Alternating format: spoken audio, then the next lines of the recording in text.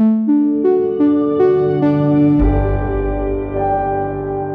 Undeceptions podcast.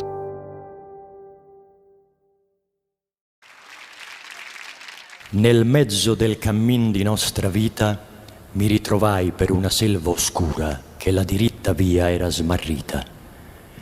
Ai quanto a dir qual era e cosa dura esta selva selvaggia e aspra e forte che nel pensier rinnova la paura. That's the first few lines of Dante Alighieri's Divine Comedy, an epic poem widely regarded as one of the most important works of Western literature. When I had journeyed half of our life's way, I found myself within a shadowed forest, for I had lost the path that does not stray. It was read there by Italian actor and film director Roberto Benigni, who's probably best known for his Oscar-winning role in the film Life is Beautiful, and jumping over the chairs at the Academy Awards to collect his prize. The Divine Comedy is always on the list of books every person should read before they die. Perhaps you've tried and never made it past those first few lines.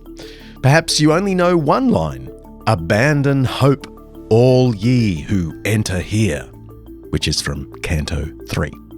Or perhaps you've never read even one line. Still, I'd wager that some of your mental images of the afterlife take inspiration, perhaps in a dark way, from the Divine Comedy. Dante's vivid, poetic images of hell, purgatory and heaven have been endlessly adapted, referenced, and used as inspiration since it was first published back in 1320, a sneaky 705 years ago. It's been illustrated in Mickey Mouse comics, Mark Hadley's favourite, X-Men comics, Owls. It's been painted by the masters, Botticelli and Blake, Delacroix and Dali. It's been turned into sculpture by Rodin. Scenes from the Divine Comedy have inspired films, novels, poems, and a whole television series. Dante gave us plenty to use. The Divine Comedy is 14,233 lines, split into 3 parts or canticles: the Inferno, Purgatorio, and Paradiso, Hell, Purgatory, and Paradise. He wasn't the first to use the afterlife as inspiration for literature, but his depiction became standard for those who came after him. The great 20th century poet T.S. Eliot said of him, "Dante and Shakespeare divide the world between them. There is no third." Dante's vision of the afterlife is speculative and highly pictorial. Dante himself was a Christian believer, extremely well versed in the scriptures. He knew what was in it and what wasn't. He wasn't claiming to offer us a vision of what hell and heaven are really like. And in any case, even though the Divine Comedy is set in the afterlife, it's really about how we live life here and now. It is an almighty challenge to our world's glib approaches to things like greed, lust, violence, and betrayal. And it's a divine call to love. So, get ready, all ye who enter here, to be changed. I'm John Dickson, and this is Undeceptions.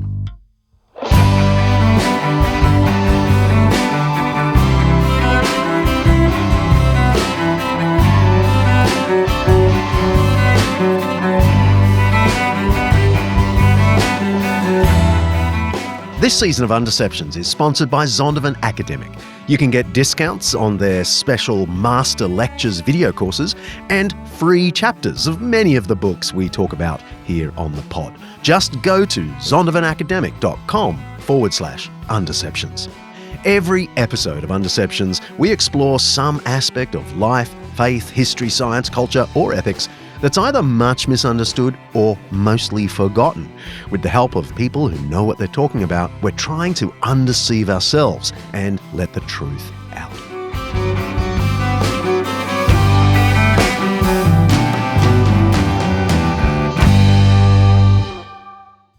Well, you're quite right. Dante does matter, and probably that's the best place to begin, by stressing his permanent presence to us, which is why we spend time with him.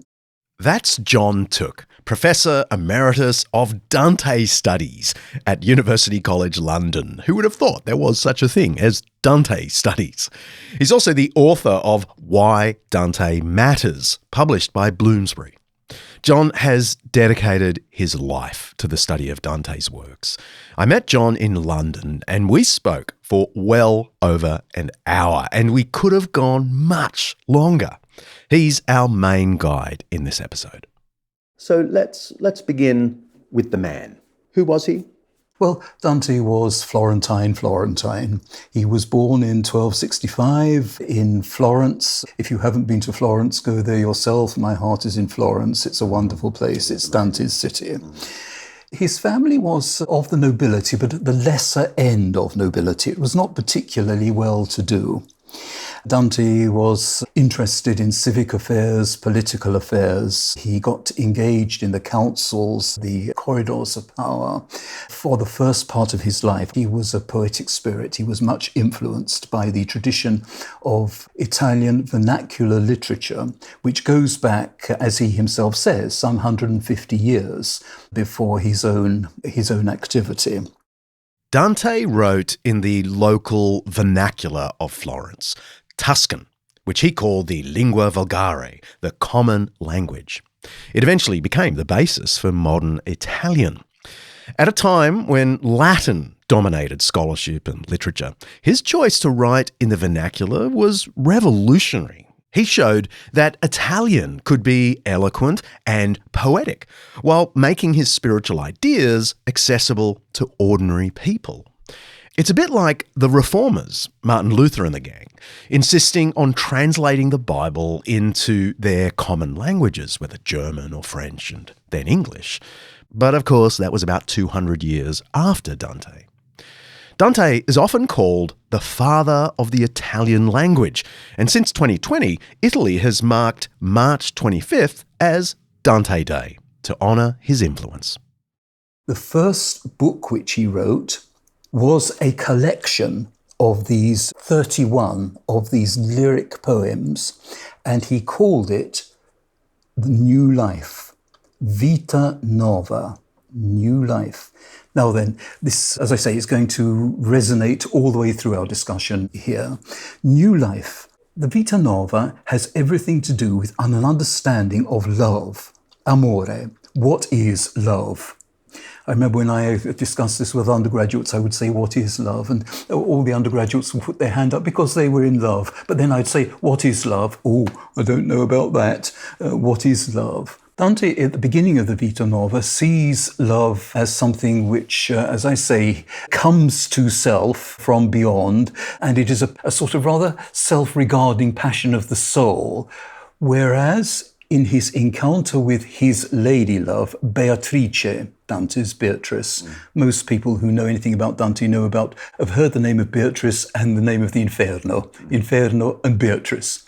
Beatrice, the one who brings blessing. That's what the main name means. His encounter with Beatrice opens up a new understanding of love, and it becomes a principle of an opening out of self, a self-transfiguration, love as a principle of transfiguration. And again, bear this in mind for the Commedia, because when we come to the Paradiso, Dante has, he makes up his own words, a trasumanar, transhumanization, love as a principle of ulterior becoming. Love as a principle of ulterior becoming. Sounds deep, but it's actually really simple. John Took means that love moves us beyond what we are to what we're meant to be. Ulterior just means beyond. It's the opposite of our modern ideal of being yourself. What a low bar. I don't want to be myself with all my weaknesses and failings.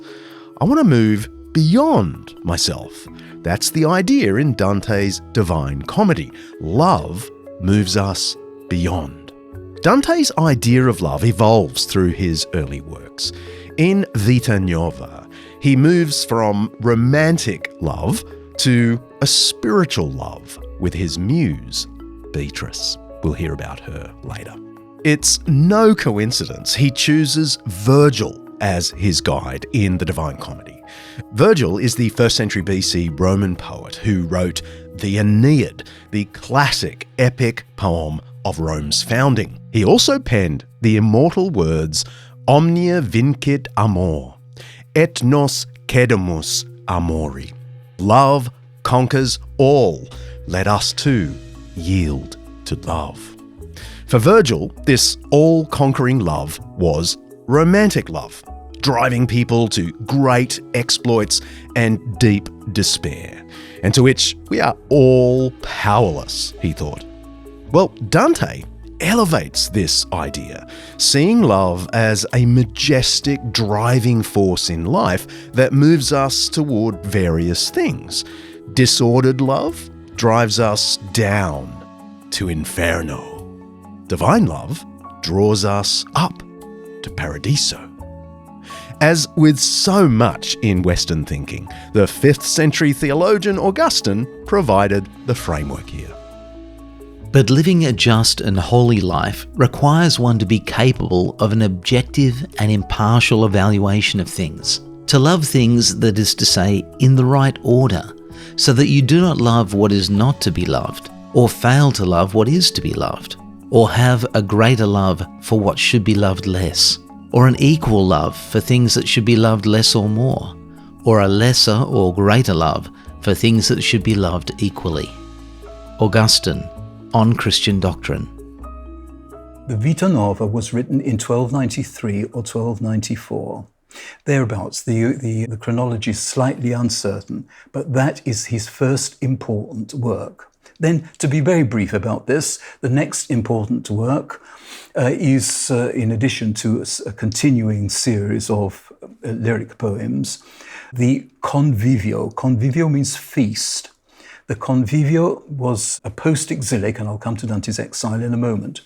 It was written after Dante's exile at the beginning of 1302, and it is a feast laid out for his compatriots.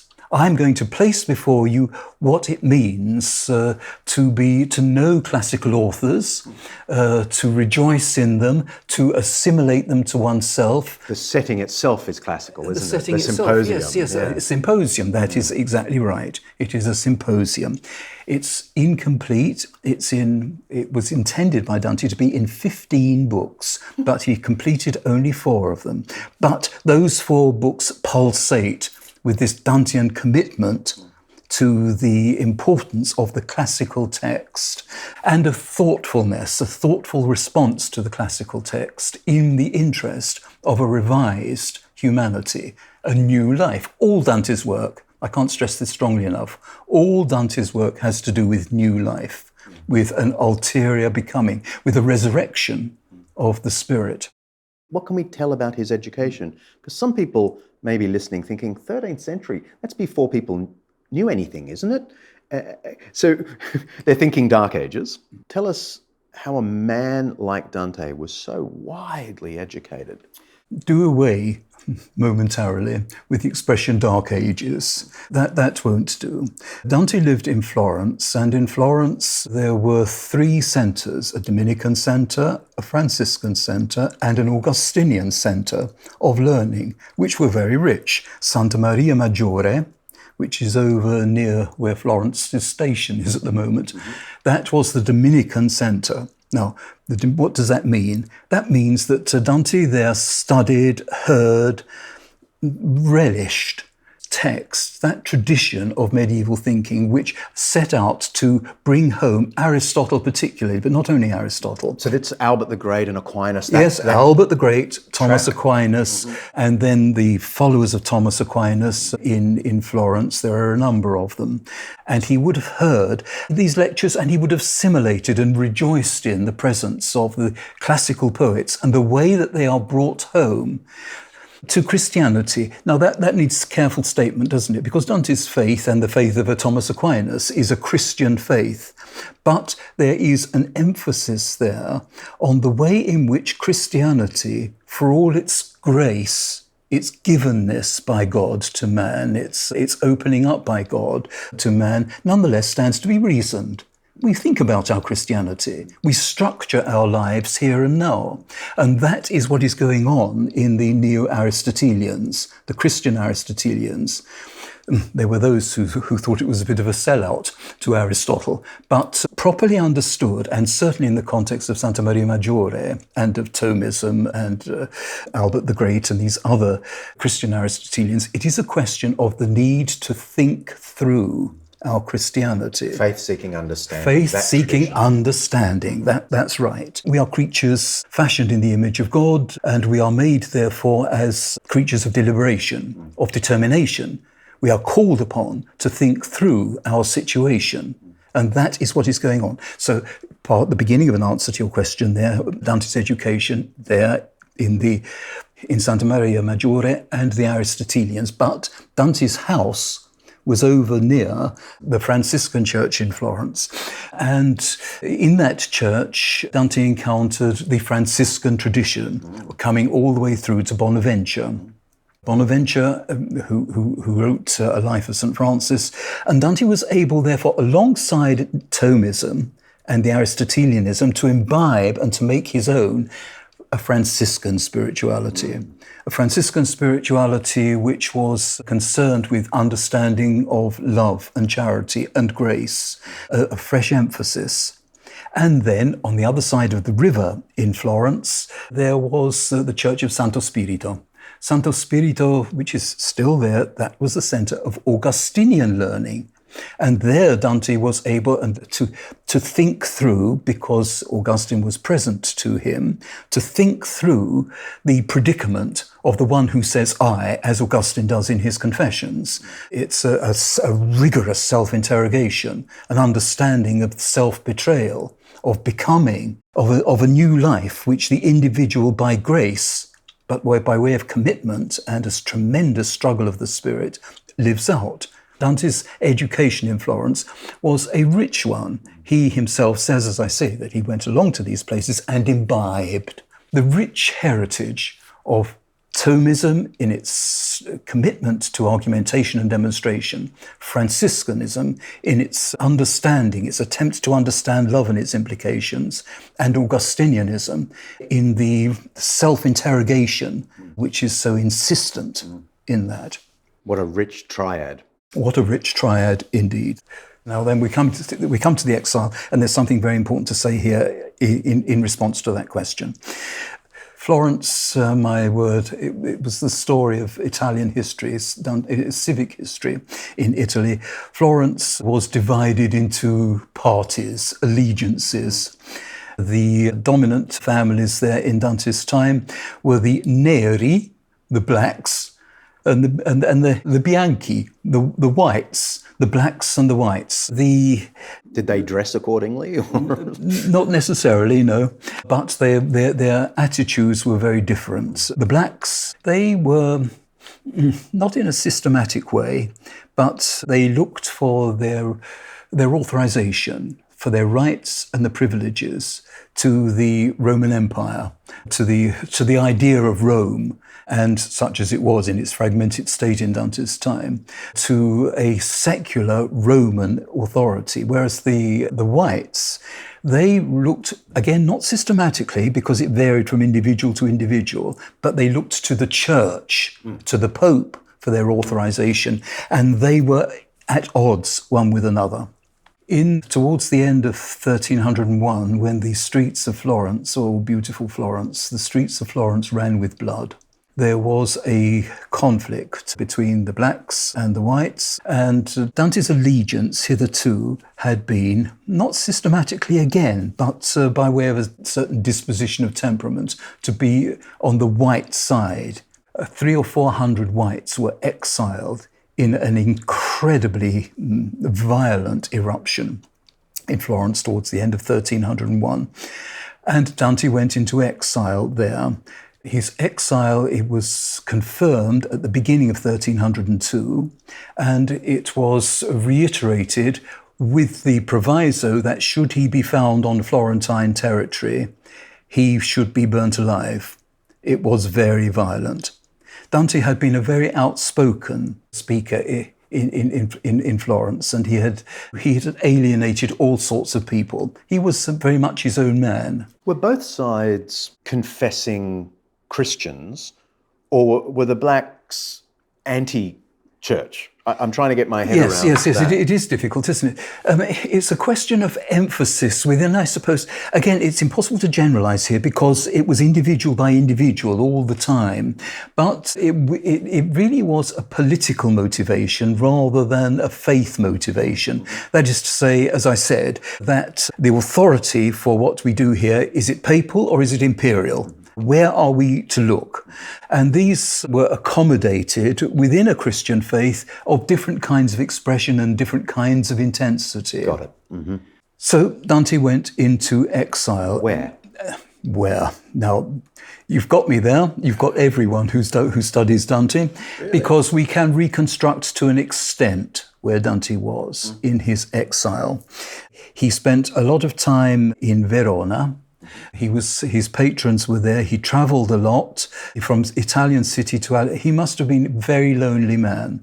He says at one point at the beginning of the Convivio that I, exiled spirit that I am, have wandered up and down this peninsula and seen for what I am and construed as an outcast. He was a lonely man in exile. Dante didn't enjoy his exile. He never came back to Florence. He yearned to come back to Florence, but he never did. So he spent time in exile. Eventually, he settled in Ravenna.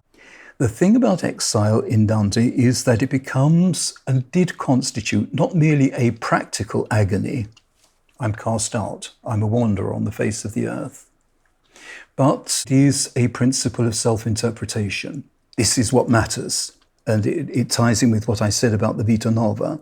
Exile is a state not only or a practical condition, but a state of the soul. To what extent are we at home with ourselves?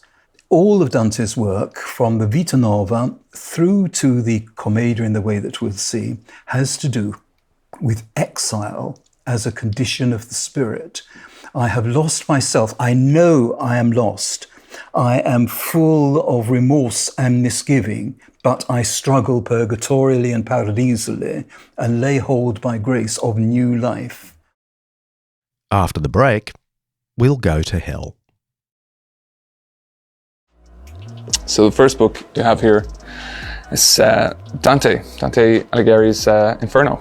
Something I read for the first time in the early parts of the pandemic. I was in Wicklow, County Wicklow, in my home. There were some passages that resonated with me. So, with all of that. That's Hosier, an Irish musician perhaps best known for his 2013 hit, Take Me to Church. He's known for using religious and literary themes in his songs. During the pandemic, Hosier was inspired to pick up Dante's Inferno, the first part of the Divine Comedy, which served as fodder for his 2023 album Unreal Unearth. With me, so with all of that sort of fear hanging in the air at the beginning of that pandemic, watching every single day, it was just like news. There's that part at the beginning, as he enters into the portal, one of those lines, through me. You enter into the population of loss. I felt like much of the world was at the doorway of that. Certain elements of that sort of resonated with me and inspired me in some part to structure the album into 9 circles. The album has a descent at the beginning of it. The songs are arranged into 9 themes that resonate with those 9 circles, and then an ascent at the end. The album is a concept project, following the journey down into the Inferno's 9 circles of hell. Its tracks include Butchered Tongue and Eat Your Young, so, really leaning into the violence that we most certainly are about to come across as we travel through Dante's hell. You wrote a piece back in 2020 sort of listing your most recommended COVID lockdown books. And the Divine Comedy was there. Dante got a look in. And why? Was it because we were going through purgatory, metaphorically speaking? Well, lockdown is a good time to do a reading of The Inferno, for sure, the journey into hell. But, I think what a lot of people don't realize about the Divine Comedy is that, yes, it's poetry, and yes, it's long, and yes, it's filled with a lot of allusions that are rooted in the life of Dante and names that we might not remember or know at all. But if you actually get a good translation, the Divine Comedy is a poem that reads rather quickly. It's written in a rhyme scheme that is designed to make us keep going and keep reading from one line to the next line. It has a story that is... That's Karen Swallow Pryor, who joined us earlier this season for our episode on Jane Austen. Did you like that one? I love that one. She's quickly becoming our resident literary critic at Undeceptions. When she's not with us, Karen teaches at Bethel Seminary and writes books like The Evangelical Imagination and On Reading Well, Finding the Good Life Through Great Books. While we were talking about Jane, I slipped in a few questions about Dante, just to keep her on her toes. You'll hear from her again through the episode. To the next line, it has a story that is riveting and compelling. And so if you're reading it in a modern translation, which I highly recommend, and you're reading an edition that has a few footnotes here and there so you can kind of figure out the names that you might not be familiar to you and keep track, it's a much more delightful and easier read than most of us tend to think of poetry. If you need more convincing to pick up Dante, perhaps you'll trust one of our Undeceptions patron saints, Dorothy L. Sayers, the English novelist and one of the 20th century's great Christian undeceivers. She resisted Dante for a while. 14,000 lines are 14,000 lines, she said, especially if they are full of Guelphs and Ghibellines and Thomas Aquinas. But once she began, Sayers said she couldn't put it down. The plain fact is that I bolted my meals, neglected my sleep, work and correspondence, drove my friends crazy, and paid only a distracted attention to the doodlebugs which happened to be infesting the neighbourhood at the time, until I had panted my way through the 3 realms of the dead from top to bottom and from bottom to top. I still don't know how he does it. After all, even without having read it, one knows what it's all about, and you wouldn't think there would be any real suspense about it. In spite of which I found myself panting along with my tongue hanging out, as though it were a serial thriller, careful not to read the argument of each canto beforehand, lest it should spoil what was coming. Dorothy L. Sayers, The Passionate Intellect. Can we move slowly to the comedy? Let's assume listeners have no idea what this thing is. Can you tell us, I don't know, in a sentence or two, what we mean by the commedia? In one of his letters, Dante distinguishes between tragedy and comedy. Now, tragedy for Dante is, as he himself says, a narrative which ends in catastrophe, in disaster, in a complete losing of self, an undoing, in non-being rather than being, tragedy. But comedy is not a matter of ha-ha, of a trite spirit of humour. It's not that. It is a narrative which ends in new life.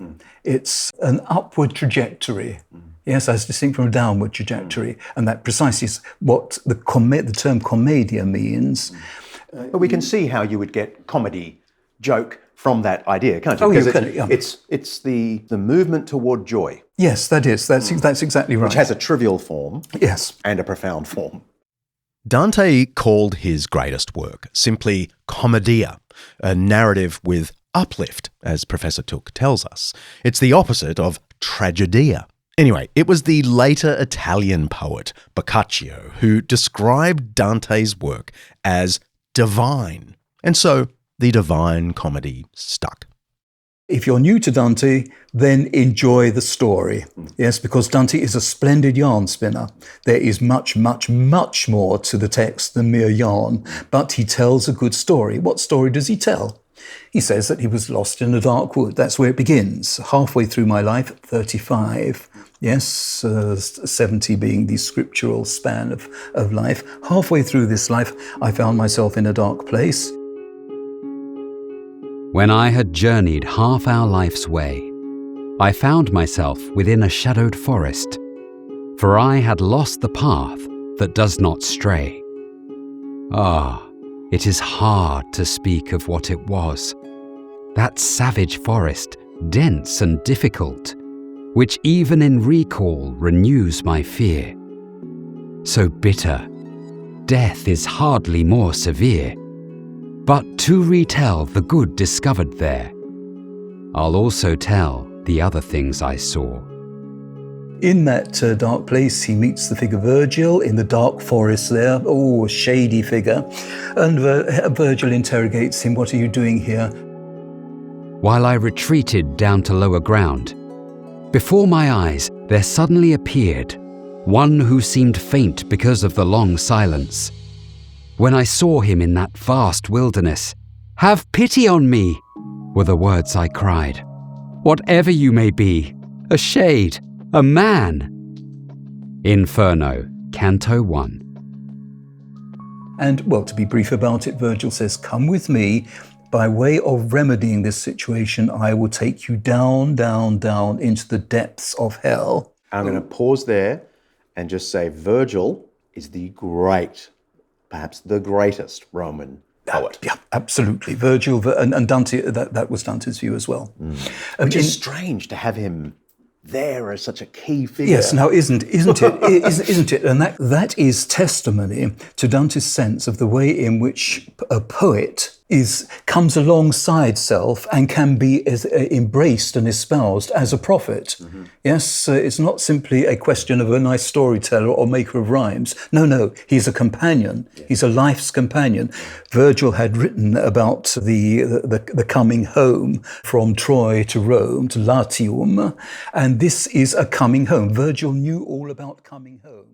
As I said earlier, Virgil was the 1st century BC Roman epic poet who told the story of Aeneas, a legendary survivor of the Trojan War, who wandered the world, faced monsters and gods, and one particularly scary love interest, before his descendants went on to found Rome. So Dante's first guide is not one of the apostles, he's not a biblical figure, not one of the priests, not a pope, not a cleric, but Virgil. Dante's Inferno is a study of the layers of evil. That's a good way of thinking about it. So it's an architecture of hell. You might say, well, I don't believe in hell. It's like, well, that's just because you haven't been there. You know, you'd believe in it if you'd been there. And it also means that you just don't understand, because it's Dante's book in particular is the architecture of evil. He was trying to understand how you rank order what's worse. And he put betrayers pretty much at the base. And I think the reason for that is if you betray yourself. That's a 2024 TikTok clip from the Canadian psychologist and cultural lightning rod, Dr. Jordan Peterson, talking about Dante's architecture of evil. Dante was working with the old cosmology of Ptolemy, of course. Ptolemy is that 2nd century Alexandrian genius who imagined the Earth at the centre of everything. Fair enough. With the moon and the planets and the stars circling around it in neat nested spheres. The idea that the Earth orbits the sun came about 2 centuries later with Copernicus and Galileo. We really have to do a whole episode on the myths about Galileo. Anyway, Dante built his afterlife on that older map of the universe. 9 circles of hell spiraling down to Earth's hot core, although we'll soon find it's not super hot. Then a mountain of purgatory popping out on the far side. You're picturing this, right? And then 9 celestial spheres reaching up toward God in heaven. We'll pop some pictures in the show notes. His imagination is off the charts. Dante goes well beyond what the Bible gives us about heaven and hell. Yet his picture of the Inferno has stuck in our heads, for better or worse. Now then, Virgil says, we will go down into the pit. And Virgil takes him down, and they meet all sorts of characters there. They meet characters who were indifferent. They couldn't care less. The nonchalant characters at the beginning. Then he comes to the characters who are lustful, the passionate, the lecherous, the gluttonous, the angry. Yes, these are 9 stages, 9 circles. That's right. It's circles. Down, it's arranged in circles going down. The first circle, or the first major circle, after limbo, incidentally, Dante has a limbo for the classical figures that he loved, but who had not been baptized. And Virgil himself belongs in that. He's come out of that circle to be alongside Dante.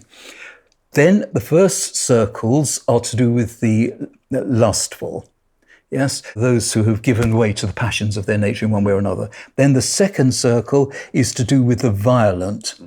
We're getting worse, and that's interesting, isn't it? Yes. Yeah. He puts the passionate lusts first. Yes, really. That's right. The passionate lusts come first. Then violence. Because that is built into our nature. Yes. And then violent, because that is merely animalesque. Yeah. But then, at the bottom, you've got the various species going right down to the bottom of the pit of the fraudulent. That, for Dante, is the worst that we can do. The worst that I can do to you is not to be violent to you, but to cheat you. Yeah. Yes, the fraudulent. Is that because it's a fully rational expression of wickedness? Yes, it is. Yes, it's conniving and thought through. Absolutely. You know what you're doing. You are using your reason to think, yes, I know what I shall do here. And it's precisely because he has such a high view of reason and its connection to divinity that this makes it the worst. Absolutely. That is exactly right. We are made in the image of God. We are creatures of deliberation. We are creatures of ultimate responsibility. And we can betray that. We know that we are betraying ourselves. I'm fascinated by Dante's view, which is really, it's an Augustinian view. I guess you find it in Aquinas as well. That sin is ultimately, wrongdoing is ultimately misplaced love. Can you talk us through, how does that play out in the Inferno? Perhaps the way for me to approach that is to say this, and then, you're exactly right. It has everything to do with love properly understood. But the way I think to set it up, and especially even for newcomers to Dante, this is what needs to be thought about. Take the Inferno first, hell. That is the souls in the pit. There, Dante insists, how could he not, in the theological context within which he was working, on the anger of God. These souls, they have been given the power of reason. They have been called to an understanding of love, but they have not acted in love. Violently, lustfully, fraudulently, they've betrayed that love, and God is angry. And he has condemned them to this place. And it is, in that sense, on the face of it, but only on the face of it, be careful about this. It's a study in retribution. That's not what the Inferno has to do with.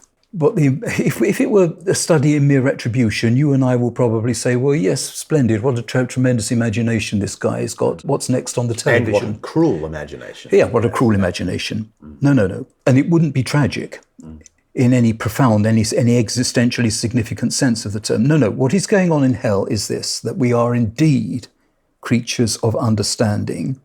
We have indeed betrayed ourselves. God knows that.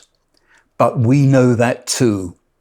The question is, who is punishing whom in hell?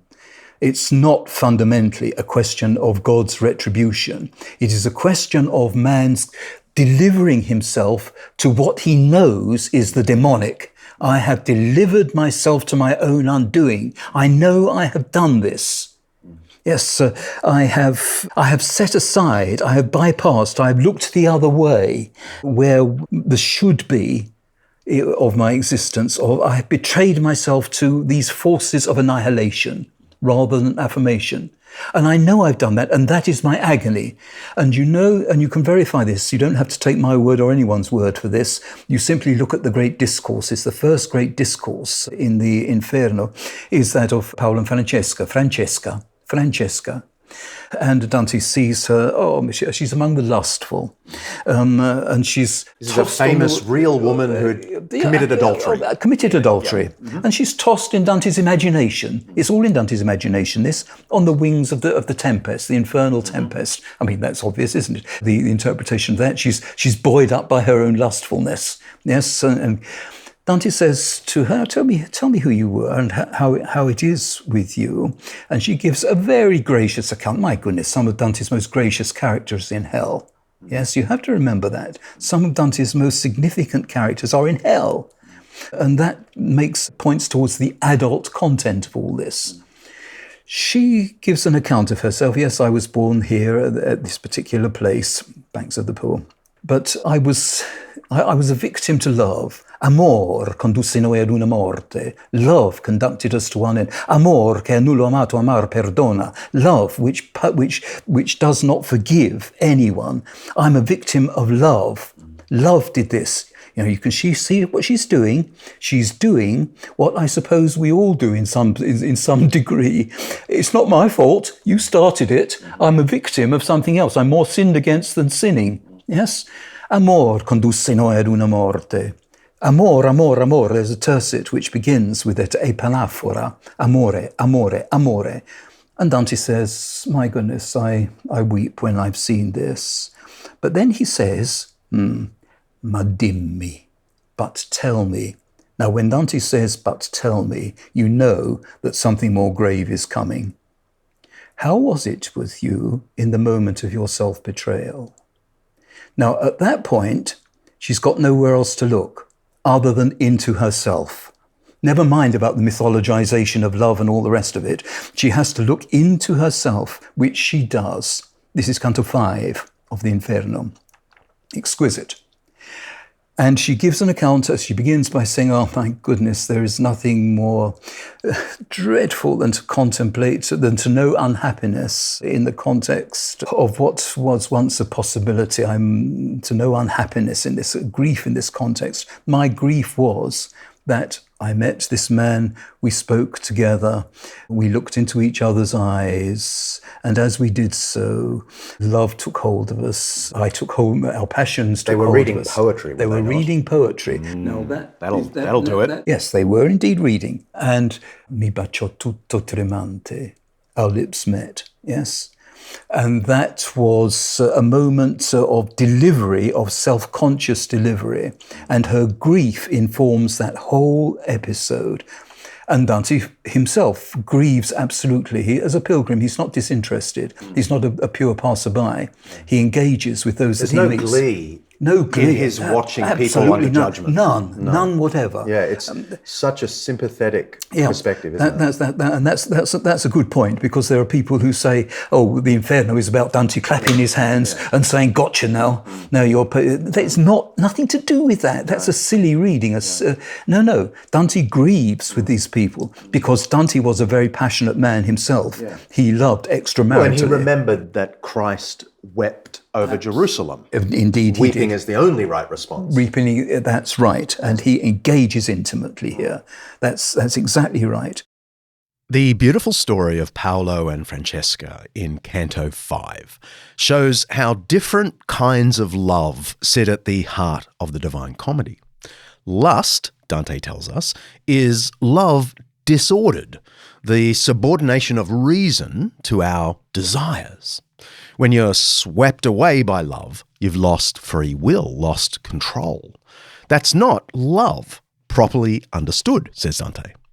Throughout the Inferno and the Purgatorio, he uses contrapasso to reveal God's justice. This is a super important idea. It's where the punishment fits the sin in a kind of poetic justice.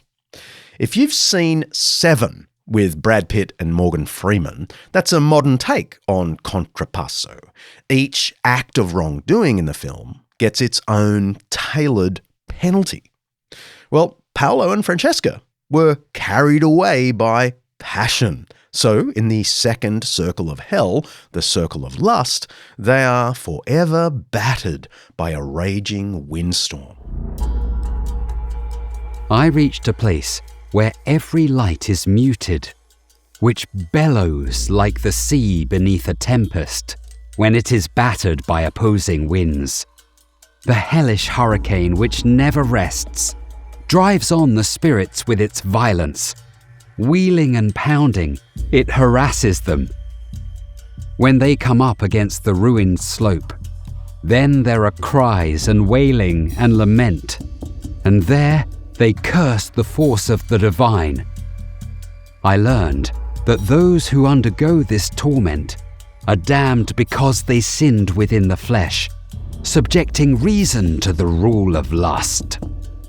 And as, in the cold season, starlings' wings bear them along in broad and crowded ranks, so does that blast bear on the guilty spirits.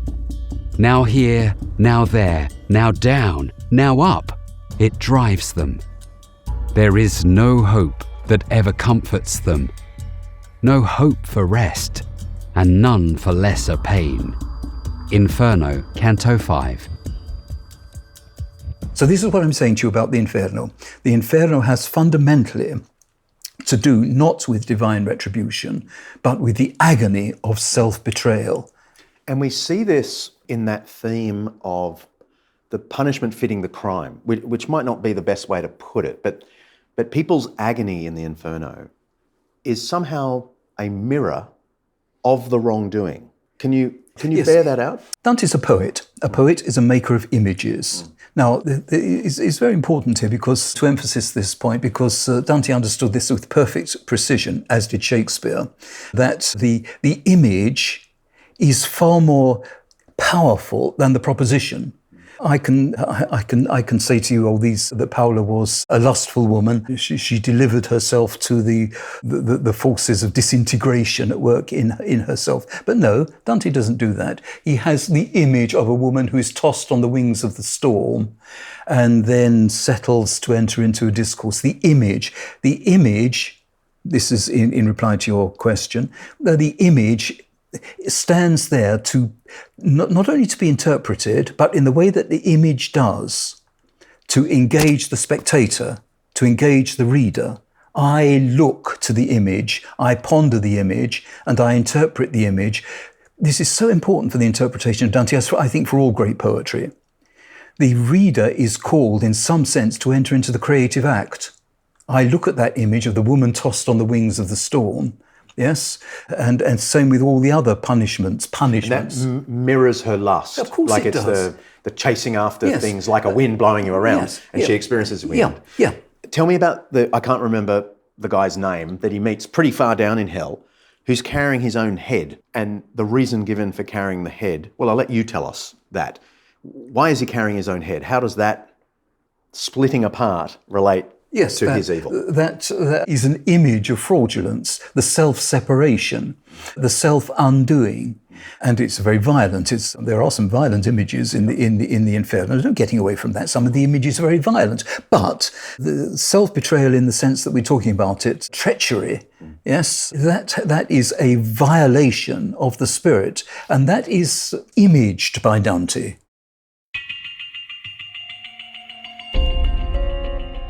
I surely saw, and it still seems I see, a trunk without a head that walked just like the others in that melancholy herd. It carried by the hair its severed head, which swayed within its hand just like a lantern, and that head looked at us and said, "Ah, me!" Out of itself, it made itself a lamp. And they were 2 in 1 and 1 in 2. How can that be? He knows who so decrees. When it was just below the bridge, it lifted its arm together with its head, so that its words might be more near us, words that said, "Now you can see atrocious punishment. You who, still breathing, go to view the dead. See if there's any pain as great as this. And so that you may carry news of me, know that I am Bertrand de Born, the one who gave bad counsel to the fledgling king. I made the son and father enemies. Achitophel, with his malicious urgings, did not do worse with Absalom and David. Because I severed those so joined, I carry, alas, my brain dissevered from its source, which is within my trunk, and thus in me. One sees the law of counter penalty." Inferno, Canto 28. The man carrying his own severed head is Bertrand de Born, a 12th century French baron. One account says he helped sow discord between King Henry II and his sons, sparking rebellion. The 8th circle of hell in Dante's Inferno is for fraud, divided into sections for seducers, flatterers, corrupt officials, sorcerers, hypocrites, thieves, liars, counterfeiters, and those who sow division. For people like Bertrand de Born, the punishment fits the sin, contrapasso. They walk in a circle where a demon repeatedly hacks off their heads or limbs, dividing the body, and then each wound heals before the next gruesome round. Forever. Despite the wildly imaginative pictures Dante offers, there's a strong tie-in here with Jesus' teaching about proportionality in judgment. I talked about this at great length in our episode on hell, episode number 147, if you want to find that. But contrary to popular modern Christian belief, Jesus and the apostles taught that God's judgment was not one size fits all. It will be lesser or greater depending on how we've lived. Now, good deeds can't earn our way into paradise, but bad deeds certainly will shape someone's experience of the punishment of hell. Jesus spoke of judgment being many blows in one case and few blows in another. Luke 12. And he said the day of judgment would be, quote, more bearable for some than others. Matthew 11, Luke 10. Paul said each person will be repaid in the judgment in accordance with what each has done. Romans 2, verse 6. See, divine justice isn't a flat sentence for all, but a measured response to each. Mercy is free and full, but judgment is calibrated. The punishment precisely fits the sin. It is just. And like Jesus, Dante reckoned that some of those who will experience the worst of God's judgment are religious leaders. Dante reckons there are some high churchmen there in the deepest recesses of hell. Tell us. That's a very good point, because all Dante's popes, except one, are in hell. And that is, again, a question of, well, at one level of consciousness. I mean, you have to proceed in an adult way here. At one level of consciousness, a high level of consciousness, Dante was concerned with what he saw as clerical pretension. Can you give me a clear example of an important churchman that Dante puts in hell? Yes, Boniface VIII is there. Boniface VIII. What did he do wrong? Well, yes. According to Dante. According to Dante, that he had, in order for him to function properly as a pope, Boniface VIII, of course, called for the bowing of the knee of every prince to the pope, because the pope is the highest authority and is endowed with authority from his successor as his status as successor to Peter, and Peter as the successor to Christ. Christ in a certain sense. That will for Dante will not do, because yes, Boniface VIII is there as perhaps the most, what can you say, resplendent instance of papal self-betrayal. Dante's critique of the church was sharp. His hell is populated with a disturbing number of popes, bishops, priests, and monks. Some clerics end up just in the 4th circle of hell for their greed, but others end up in the 8th circle, condemned for fraud, or more precisely, for simony, from Simon the magician in Acts chapter 8. Simony is profiting from spiritual offices, buying and selling church positions and favours. 2 centuries later, Martin Luther would challenge similar abuses, the sale of indulgences, gifts to the church meant to reduce punishment in purgatory.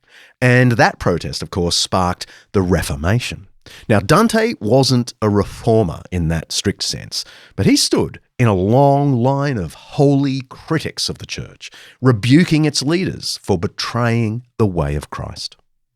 So there is this travesty of reason, the cheating, fraudulence, and various species of fraudulence that Dante identifies as he goes down from circle to circle, until at last, at the very bottom of the pit, still guided by Virgil, and Virgil keeps saying to him, now, my dear Alighieri, you must be courageous here.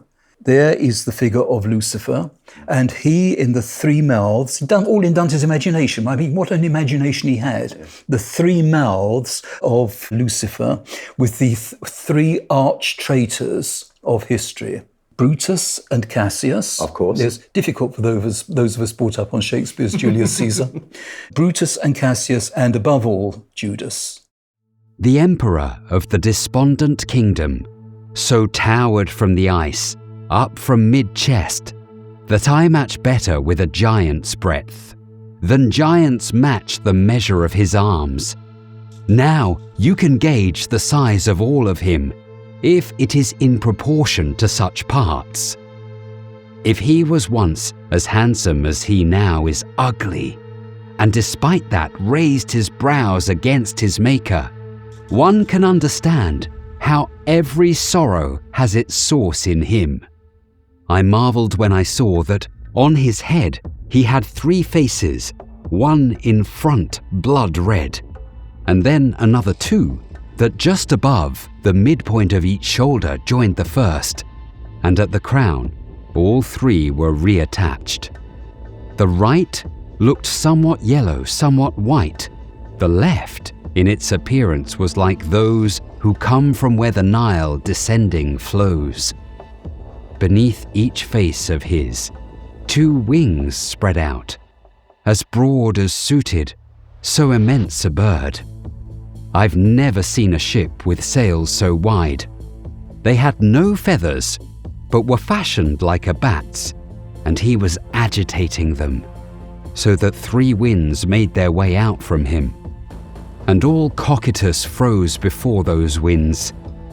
He wept out of 6 eyes, and down 3 chins. Tears gushed together with a bloody froth. Within each mouth, he used it like a grinder. With gnashing teeth he tore to bits a sinner, so that he brought much pain to 3 at once. Inferno, Canto 34. Judas there suffering in the mouths of the threefold mouth, jaws, the saliva of Lucifer, where nothing is going on except the beating of the Lucifer's wings, and it is a place of otherwise stillness. It's almost non-being, isn't it? It's non-being. We'll come to that exactly. That's exactly what it is. A place of non-being. It's striking that the centre of Dante's hell isn't fire, but ice. Those phrases we sometimes use, a cold day in hell, or when hell freezes over, or a snowball's chance in hell, all suggest the impossible. Yet Dante's Inferno, the most influential vision of hell apart from the Bible, ends in the 9th circle where Satan himself is trapped in a frozen lake. It might be called the Inferno, but the deeper you go, the colder it gets. the total absence of the warmth of God's love. It's a stunning and unexpected image. If you want more on what the Bible does and doesn't say about hell, go back to that episode 147. We mentioned Dante there, but we do a lot more Bible and theology. The Inferno's images are meant to shock us awake. Dante the Pilgrim is being shown the consequences of his own disordered love, and we the readers are being shown the same thing. He is accountable for his actions. So are we. And with that, we move to purgatory, and then to paradise. Remote, beautiful, and culturally hospitable, these dreamy islands are the place to enjoy the world's whitest sands between your toes and its clearest waters at your doorstep. The South Pacific is synonymous with paradise. Life moves slowly out here, so it's no wonder... If you tunnelled straight down from my studio here at Wheaton in Illinois, through the centre of the earth and out the other side, you'd surface in the middle of the southern Indian Ocean.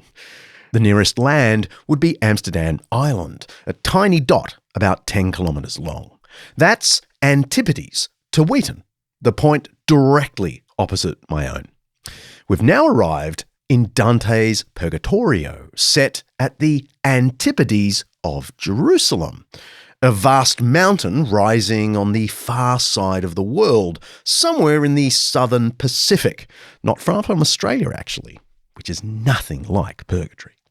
After descending through hell and confronting Satan at the centre, Dante tunnels out the other side, and as he writes in the final lines of the Inferno, "Till through a rounded opening I beheld some of the lovely things the sky contains. Thence we came out and saw again the stars." To course across more kindly waters now, my talent's little vessel lifts her sails, leaving behind herself a sea so cruel.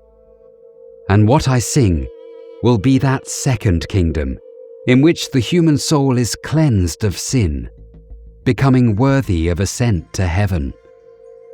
The gentle hue of oriental sapphire, in which the sky's serenity was steeped, its aspect pure as far as the horizon, brought back my joy in seeing just as soon as I had left behind the air of death, that had afflicted both my sight and breast. Purgatorio, Canto 1. The next phase of the journey, they make their way through this tunnel that I mentioned to the Antipodes, and there, rising up with a new wonderful skyscape.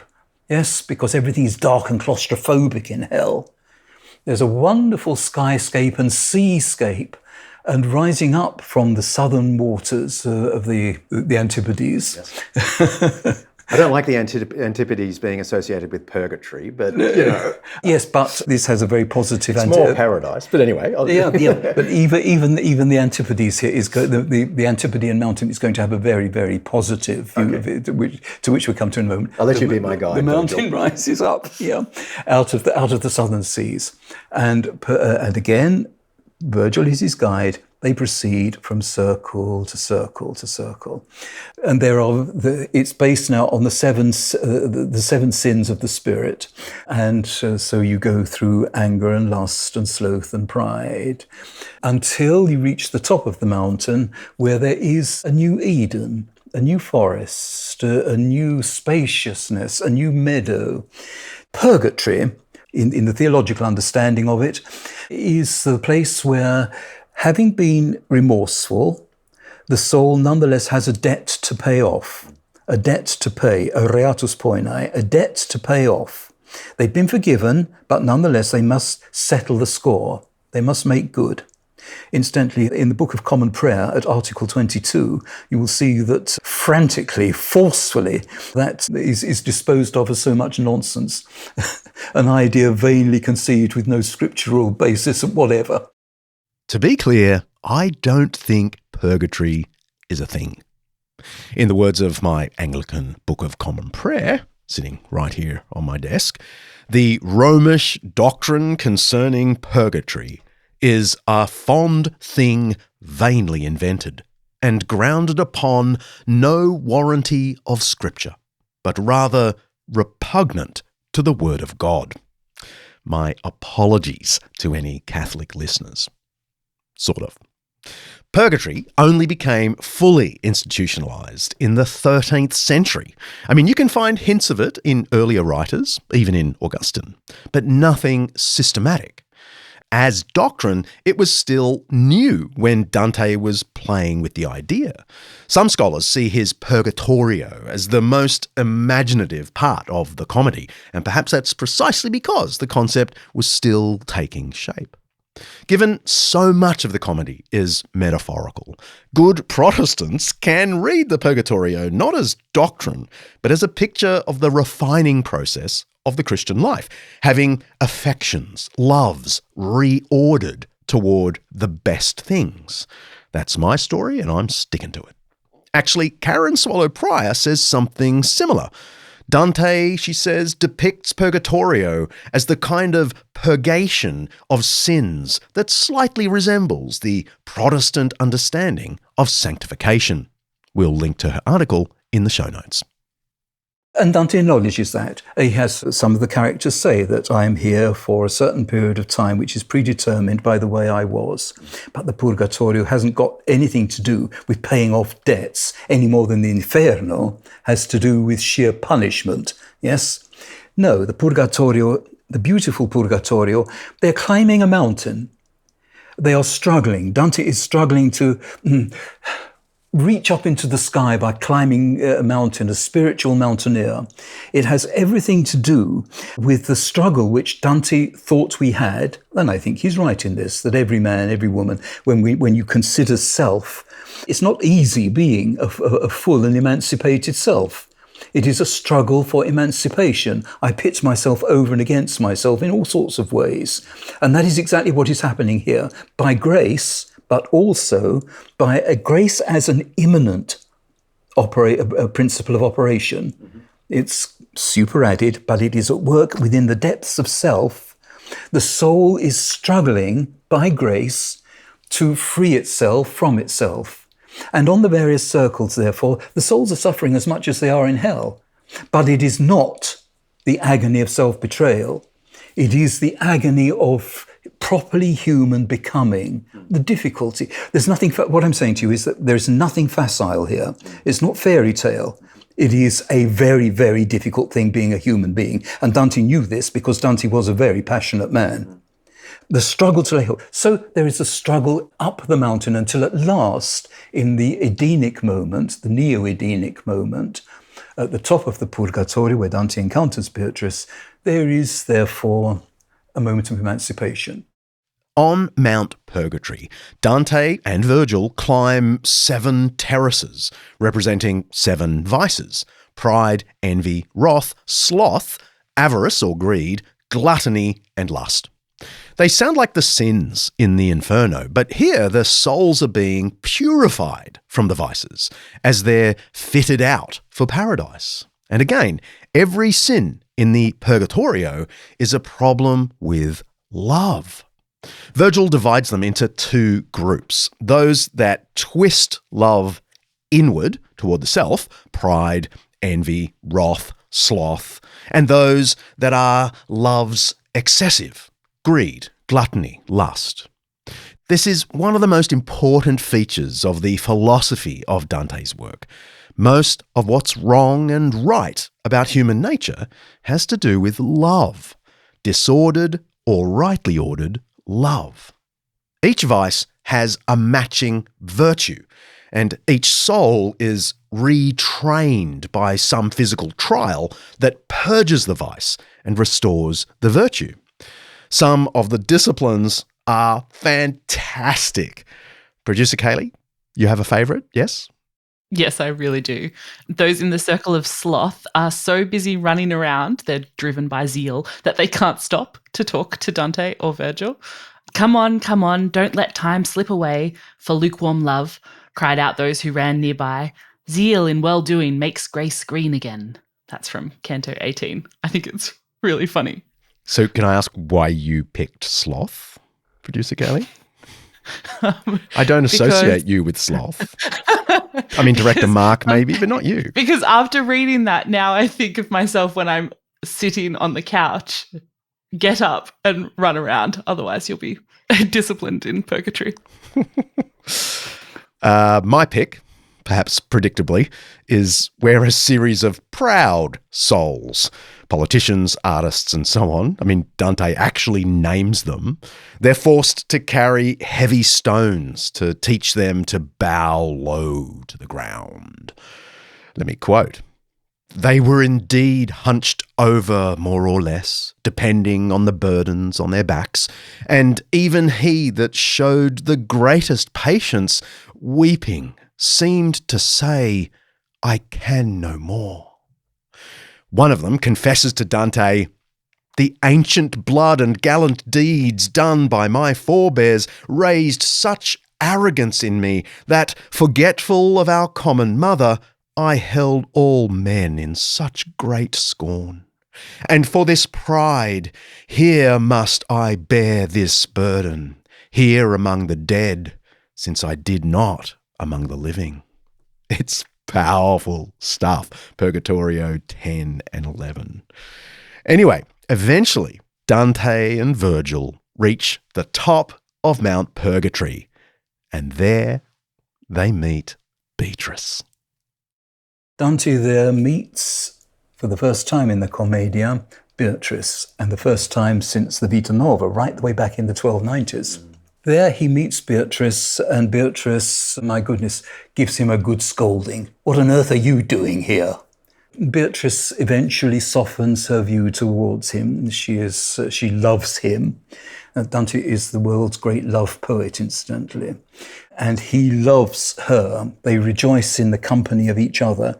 She eventually softens a little bit, and she becomes his guide as he ascends in the third part of the poem. Now, just pausing, they've had to say goodbye to Virgil. Yes, they say goodbye to Virgil. Tell me this. And Dante is very sorrowful about that. I mean, it is so beautiful. And this is because Virgil was pre-Christ, was a pagan. Yes. And couldn't go any further beyond. That is right. He couldn't go any further beyond. So Virgil goes back to Dante's limbo. His theological papers are all in order. Yes. He puts Virgil back where he belongs. Beatrice then takes him on because she is the blessed one. She is the one who conveys blessing. Right.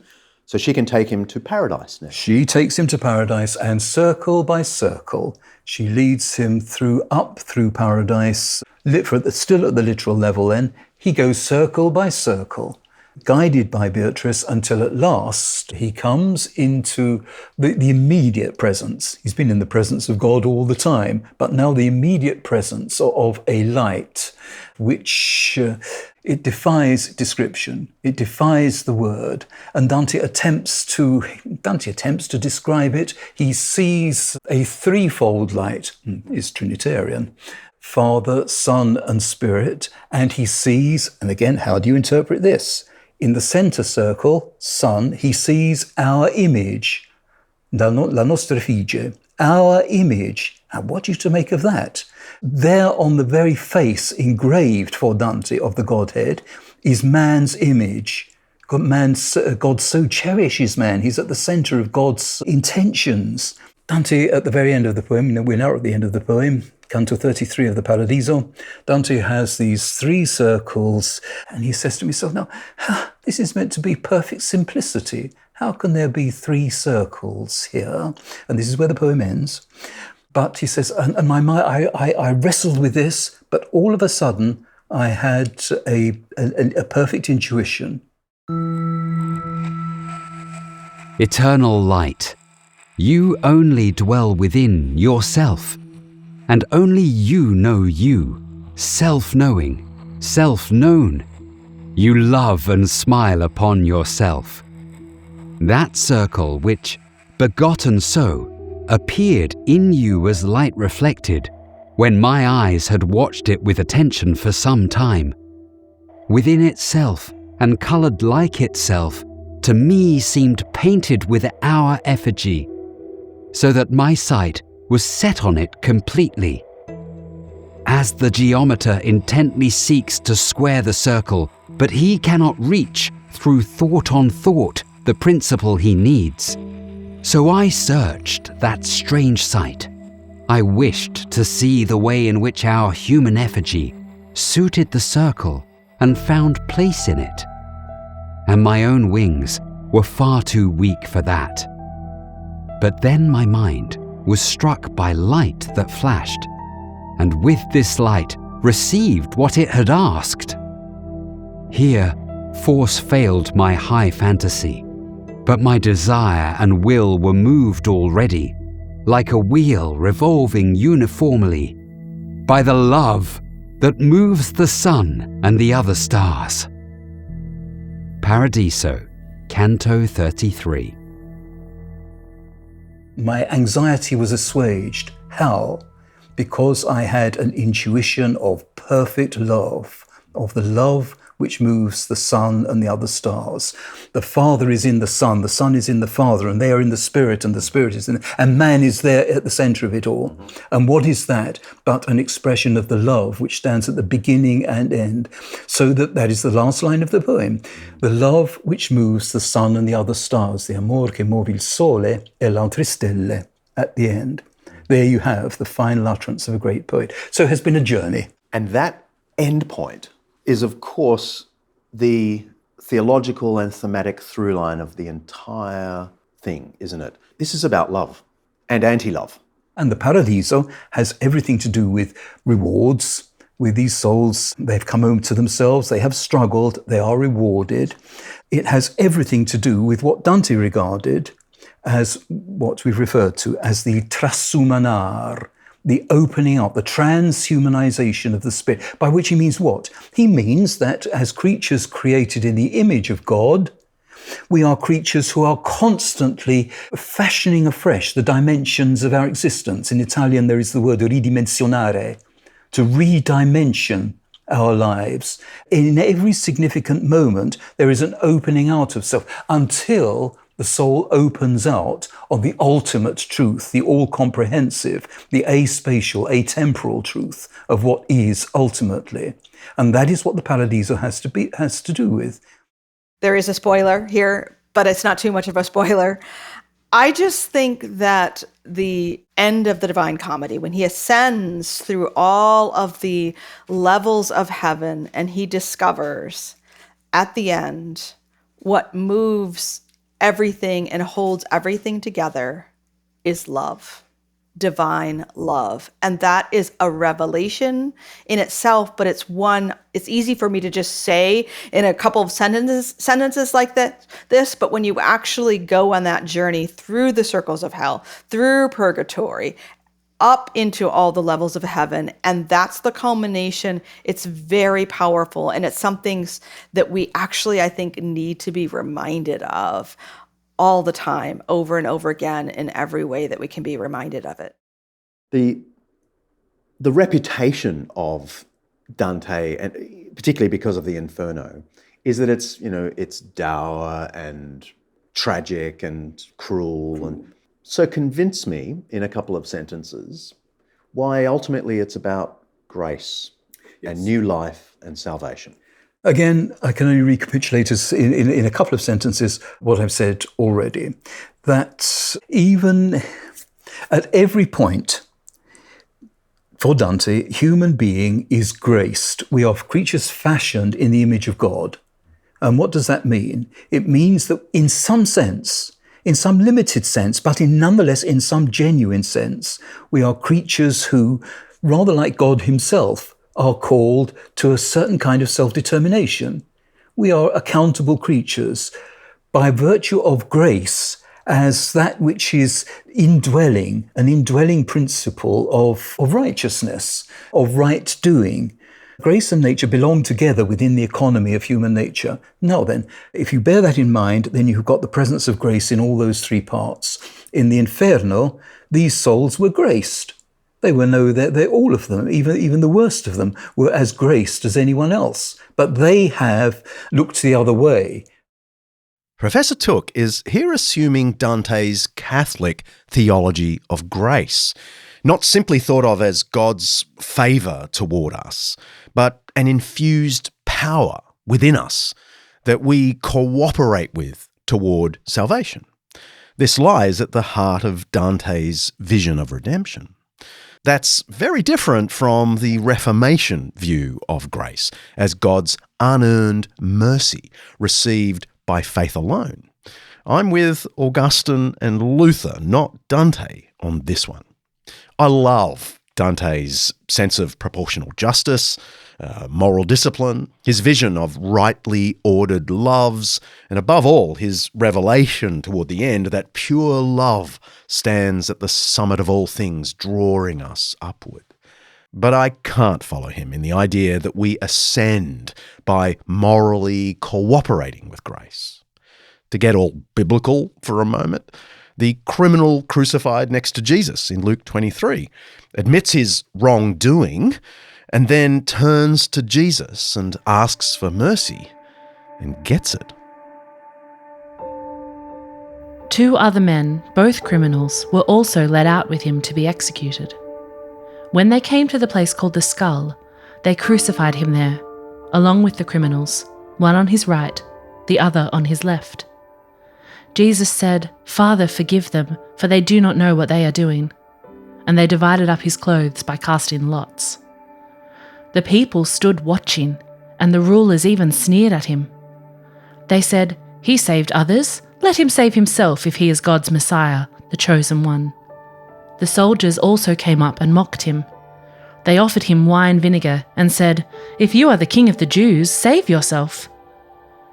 There was a written notice above him, which read, "This is the King of the Jews." One of the criminals who hung there hurled insults at him. "Aren't you the Messiah? Save yourself and us." But the other criminal rebuked him. "Don't you fear God," he said, "since you are under the same sentence? We are punished justly, for we are getting what our deeds deserve. But this man has done nothing wrong." Then he said, "Jesus, remember me when you come into your kingdom." Jesus answered him, "Truly I tell you, today you will be with me in paradise." It was now about noon, and darkness came over the whole land until 3 p.m, for the sun stopped shining. And the curtain of the temple was torn in 2. Jesus called out with a loud voice, "Father, into your hands I commit my spirit." When he had said this, he breathed his last. The Gospel of Luke, chapter 23. That reply of Jesus is strikingly relevant to Dante's journey from Inferno to Paradiso. "I tell you the truth," Jesus said, "today you will be with me in paradise." The only cooperation with grace is receiving it.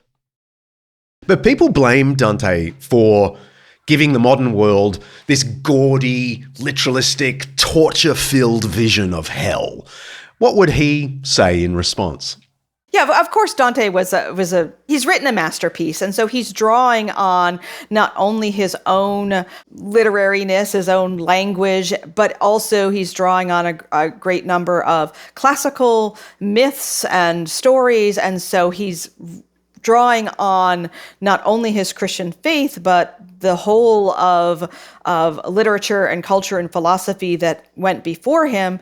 And he's creating a literary picture of real truths about the human condition, but not one that we're supposed to take literally. There's no place in Christian theology that talks about, the 9 circles of hell. But I think it's helpful to remember that he lived in a time and place that was hierarchical, that understood the world to be layered, and everything in the universe sort of reflected those layers and those hierarchies. There's something called the Great Chain of Being that is a metaphor for how medievals understood the order of creation, with God at the top and angels in the middle and human beings below that, and then the animals and so forth. And we live in a very democratized society, so we tend to have a flattened view of relationships and creation. And so we have different metaphors to describe it, but they're all metaphors. And so it's helpful to, when we encounter a work like that, to realize that this isn't just literary metaphor, but these are metaphors that reflect an entire worldview and understanding of creation that's different from the modern one.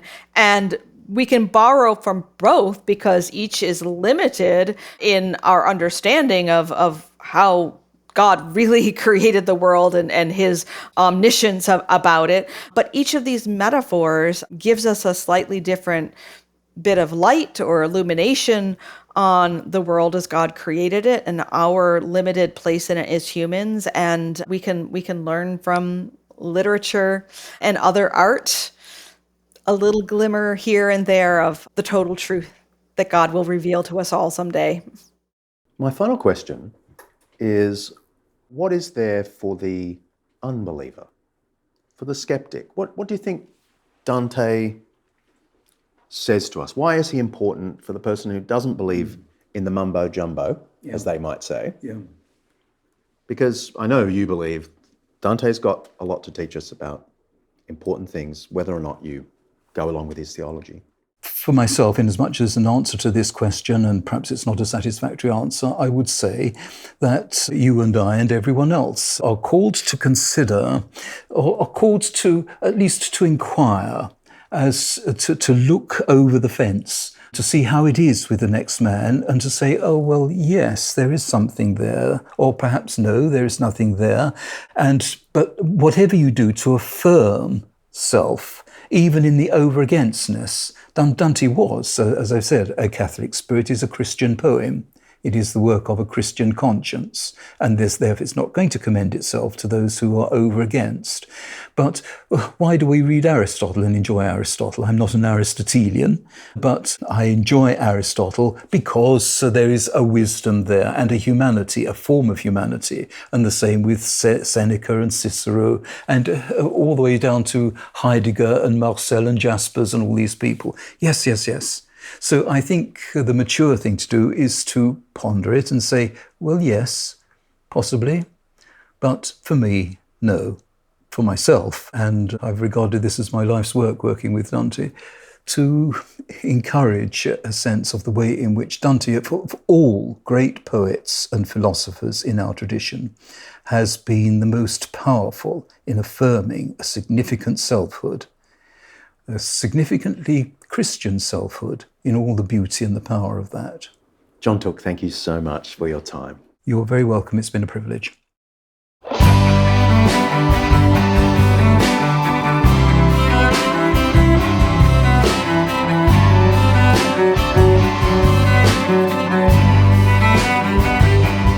If you like what we're doing, there are a bunch of things you can do to really help us out.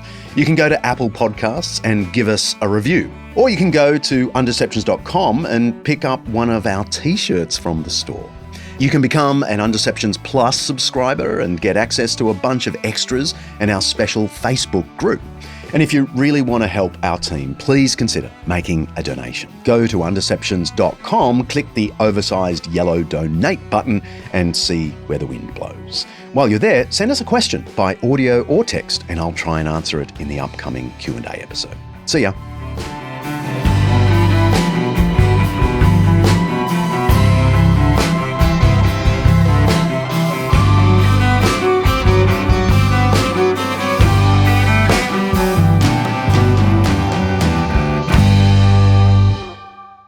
Undeceptions is hosted by me, John Dickson, produced by Kaley Payne and directed by Mark Hadley. At least I put you in purgatory, mate, for gluttony. Thanks, buddy. Much appreciated. That's Dante's buddy who was gluttonous, and even in purgatory, he's cracking jokes about food. Alasdair Belling is writer and researcher. Siobhan McGuiness is our online librarian. Lyndie Leviston remains my wonderful assistant. Santino Dimarco is chief finance and operations consultant. Editing by Richard Hamwi. Our voice actor today was Yannick Lawry. Special thanks to our series sponsor, Zondervan, for making this Undeception possible. Undeceptions is the flagship podcast of Undeceptions.com, letting the truth out.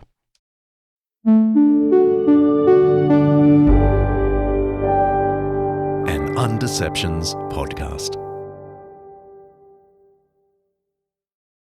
It was read there by Italian actor and film director Roberto Benigni. Roberto Vanini. Where's Santino when you need him?